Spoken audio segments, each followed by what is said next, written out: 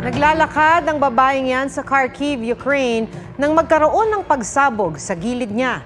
Nagliparan ang mga basag na bintana at iba pang gamit.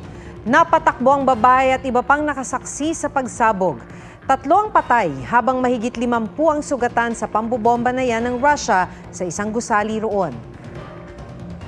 Sinunog naman ang isang sinagog sa Dagestan, Russia. Inatake rin ang mga di patukoy na salarin ang 2 simbahan. Nasa 20 na ang patay sa mga pag-atake, kabilang ang 15 pulis, 4 na sibilyan at 1 pari. Mahigit 40 ang sugatan. Napatay rin ang hindi bababa sa 5 salarin.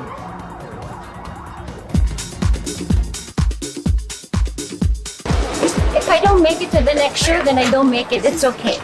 Show ng isang Italian brand sa Milan Fashion Week, hindi nagsimula hanggat wala si Heart Evangelista. In Europe, it can also be traffic or sometimes they're just far away. I almost missed the show because it was just impossible. I was so embarrassed because they waited for me.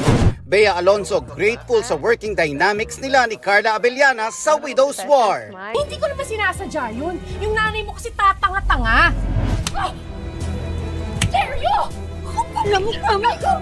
Carla's very professional. Kapag may mga ganun kaming sensitibong mga eksena, nire-rehearse namin. Taylor Swift, naka-groupie ang English royal family sa London leg ng The Eras Tour.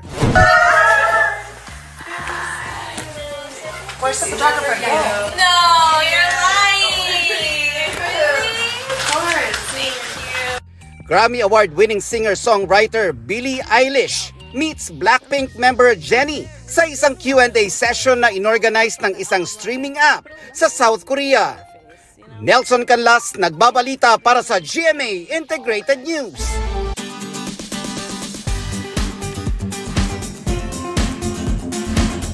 Sa larong pickleball, sila raw ang totoong slayers.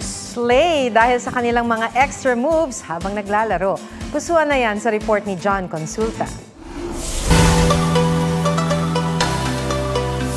Pickleball o pak na pag-hit ng ball. Sabayan pa ng cartwheel with matching pose and slow-mo twirl. Duo ni Weng Masong at Paul Olivares mula Bicol University. Ang Super Extra Pickleball Muses, players na naglalaro para sa kanilang path fit o physical activities toward health and fitness. Imbes raw na mapagod sa kakalaro, binigyang buhay na lang nila ang court. Nag-execute ng mga paandar. Pagka-cute ang ibinulga. Di man umabot sa championship, champion naman ang kanilang friendship. John Consulta, nagbabalita para sa GMA Integrated News.